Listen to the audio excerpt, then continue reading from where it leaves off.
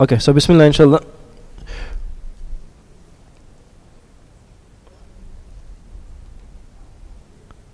So, first of all, Abdullah is our filmmaker is here, so we did request some of you to share your views, inshallah. I'm not sure you're going to be brave enough, but if you are brave enough, inshallah, we're going to ask you to come during class. So during the next 2 periods, those who are given their names, we'll in that room we're shooting there, inshallah. We're filming in that room.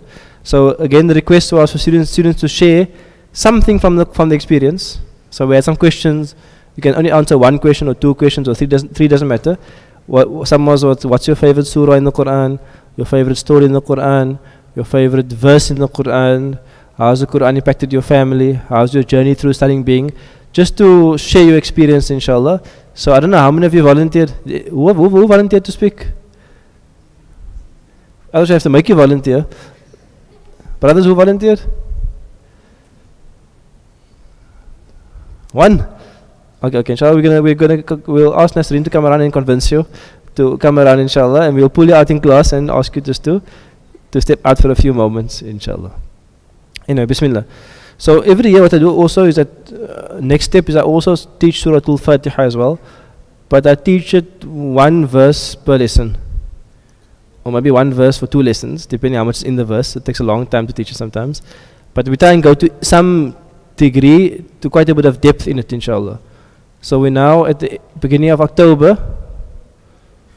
Okay, inshallah, we try and finish Fatiha before the end of the year. It's a bit tight, but I generally try to teach it in depth, Surah Fatiha, because it's important surah of the Quran. It's called Kitab, the mother of the book. So we first start with this dua, inshallah. Allahumma arhamna bil Qur'anil azim, and I'll send dua to you as well, inshallah. If you want to make this dua before you study Quran, it will be good, inshallah. The dua reads, Allahumma arhamna, O Allah, irhamna. Irhamna means what? Descend your rahmah upon us. Allahumma arhamna, O Allah, send your rahmah bil Qur'anil azim, via the great Quran. Waj'alhu lana imaman, and make it, the Quran, what? An imam. Ij'al is the amr there. Make it an imam, a leader for us. Wa nuran, and a light for us. Yas'a bayna aydina yawm ad-din. Yas'a, it will flow and will spread out. Bayna aydina, between our hands. Yawm ad-din, between our hands mean in front of us on the day of judgment. Let the Quran, when we come to the day of Qiyamah, let the Quran be our what? Our light and our guide in the day of Qiyamah, our leader on the day of Qiyamah. And this beautiful year's prophetic dua, Allah says, the Prophet said, Allahumma ja'alil Qur'ana, O Allah, make the Quran Rabi'a qulubina. What's Rabi'? Rabi' is spring. The Prophet used to make the Quran the spring of our hearts. Why the spring? What happens in spring? You look around, everything's green now. Everything's blossoming and flourishing. In other words, it's like the time when life emerges. Oh, Allah makes the Quran the spring, the life-giving force where our hearts blossom of our hearts. Wa nura sudurina, and the light of sudurina, of our chests, our hearts. Wa jila'a ahzanina, and the jila means what? The remover of ahzan, from huzn, remover of our huzn, of our grief. And ahzan is plural. Makes the Quran a remover of all types of grief. Wa dhahaba humumina, and the dhahab, the remover as well of humumina, all of our distress, all our worries, all our concerns, all our anxiety. Make it the remover of that. So this is what the Quran can do. It's a spring for your heart. It's a light for your chest. It removes all your distress. It takes away all your worries. It removes all your grief. The dua continues. Allahumma ij'al, O Allah, make al-Qur'ana, the Quran, lana fi dunya qarina, in this world make it a qarina, a companion in this world. Wa fil qabri munisa, and in the qabr, in the grave, make it munisa, make it a comfort and a companion for us in the grave. Wa fil qiyamati shafi'a, and make the Quran on the day of Qiyamah a shafi', means what? An intercessor. It will come and speak on your behalf and say, Ya Allah, this person studied me, this person read me, I'm interceding on behalf of this person, forgive them and make them enter into paradise. وَعَلَى الصِّرَاطِ نُورًا, and then upon the sirat that we're going to cross, make it a form of light. وَفِي الْجَنَّةِ رَفِيقًا, and in Jannah, in the year after, in paradise, make it a companion. وَمِنَ النَّارِ سِتْرًا وَحِجَابًا, and from the hellfire, make it sitr, make it a veil, وَحِجَابًا, and a barrier as well from the hellfire. So these are some of the du'as you can make when you're busy, when you're about to start the Quran. Before we start, I'll just mention that, like, one of my interests I think about a lot is I think about what has shaped my thoughts and what has shaped our community's thoughts. Have the thoughts that we have, and why do we have the perspectives that we have? Where does it come from? Like, how much is it from your media? How much is it from your parents? How much is it from your ulama? Like how are our thoughts shaped, and in which direction is it moving? Like, you think about that, like who's the players in terms of shaping your thoughts, and what are the trends with regard to who's the real shapers of your thoughts? Who are the real shapers?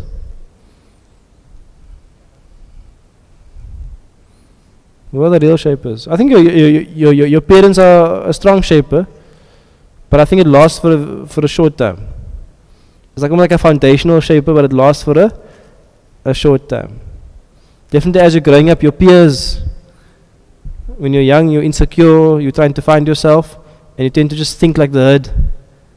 So your peers become a big shaper. But who's shaping the thoughts of your peers? Like for me, it's one of our jobs is to think about who are shaping the thoughts of our community, and to critically engage with those shapers of thoughts. Our leaders of various types. Celebrities are shaping your thoughts. Movies are shaping your thoughts. Songs are shaping your thoughts. Series is shaping your thoughts. The media in general is shaping your thoughts. Advertising, marketing is profoundly shaping your thoughts. They're making you tell you what you want and what you think.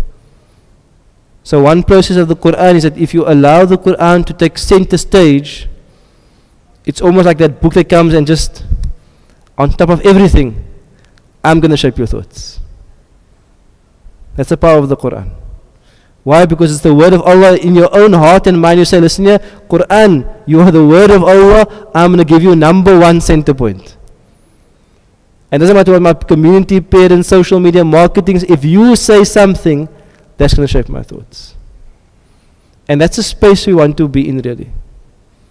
Is we want to obviously consider our background, our khalfiyah. Interesting, the word ikhtilaf comes from khalf, which means behind. What comes behind you leads to ikhtilaf. But anyway, your khalfiyah, your background, you want that to come, but when you meet the Quran, it's you want to give Quran the space to shape. You don't come with fully shaped thoughts and then find your thoughts in the Quran. Because that's what many people do to the Quran. They come to the Quran full of thoughts, ideas, worldviews, perspectives, and they walk to the Quran and they say, oh, there's the ayah that's supporting me, that's supporting me, that's supporting that. Then once they find that. That's okay, leave that for now. Okay, leave that for now. Okay, leave that for now. You understand that there's not like a fool. I am taking you as my guide. There's a kind of like a selective picking from the Quran. Like, I will pick those things that feel comfortable with me, that agree with me, and those are uncomfortable. I'll say, okay, that's maybe in the past, or that's maybe not relevant. You know, you start like relegating things because those things feel less relevant to you. The Quran is all relevant to us. The Kalamullah is timeless. And maybe the stories are old, but the principles in the stories will always remain. That's why that story was chosen, because the principle underlying that story will always be relevant and remain. So one thing is on a journey of Quran is that you have to give the Quran center stage in shaping your thoughts. You have to come to it I'm sure there was a story about some kung fu guy who went up 1,000 steps. And he came to the master and he asked another story. You know that story? I don't know if you hear that story. The master, and they asked the master, and the master poured the water, and he kept pouring and pouring and pouring. The water's flowing over. And the student asked him, "What are you doing?" And it's because the cup is full, and the water you can't take more. You can't take if you come with a full cup. You have to empty the cup and allow the Quran to fill your cup. Fill your cup. So, in a sense, we must become Quran-centric, Quran-minded. Our Quran must become the heartbeat of our own being. And if you allow that, the Quran, that space, I guarantee you it will change your life around in a good way. Because the Quran is going to speak about those very things that are shaping your thoughts. Such as the dunya, such as shaitan, such as shahwa, such as hawa, such as false taghut, idols. All those other shapers the Quran will speak about and say, I am Allah speaking to you, and you will change because I'm telling you how to change and how to think. And suddenly when you have this vision, these glasses, then suddenly everything is clear and in perspective. You have clarity in life. And it's a very powerful message. And also it's a very difficult message. It's difficult because it challenges you all the time. The Quran is not an easy read. It challenges you all the time. It asks you questions. It asks you, do you not think? Do you not see? It put groups in front of you and asks you, where are you? They are the people that Allah loves. Are you part of them? They are the people Allah dislikes. Are you part of them? Where is your heart aspiring to? Who do you want to be like? The Quran asks these like profoundly difficult questions actually. But you must allow it space in your life. Beyond just recitation. You must allow it space for the message to penetrate you. Therefore, I believe that classes like these, studying the Quran, is like a very good starting point for someone to study Islam. As opposed to a technical class. We have a technical subject. You can do like Aqidah and Fiqh. I mean, it's good to do it. You must do your Farad and your basics. But at some stage, very quickly, you must engage with the Quran. Because the Quran engages not with like a section of your life. Like how you worship or what are the formal points of belief. The Quran deals with you and life all the time. And every week you're going to come inshallah, but okay, first is a bit light on the Quran. Second, third, fourth year, then we start really lots of Quran. And you're going to find that it's challenging you all the time, it's answering your questions, it's responding to you, it's going to change your life inshallah. Because if the Quran doesn't change your life, well, what is the point of the Quran? You mashallah, all changed before you came. The fitrah of this world changed you. No, it didn't. It's going to rip out some of those false beliefs. So this dua inshallah we start with, that we make dua, as starting the journey of the Quran, Allah must make us realize these things. It must be a real light for us, a real comfort for us, inshaAllah wa ta'ala. And maybe end with some hadith. Hadith you know already. خيركم من تعلم القرآن وعلمه. The best of you. And there's quite a few of the best of yous.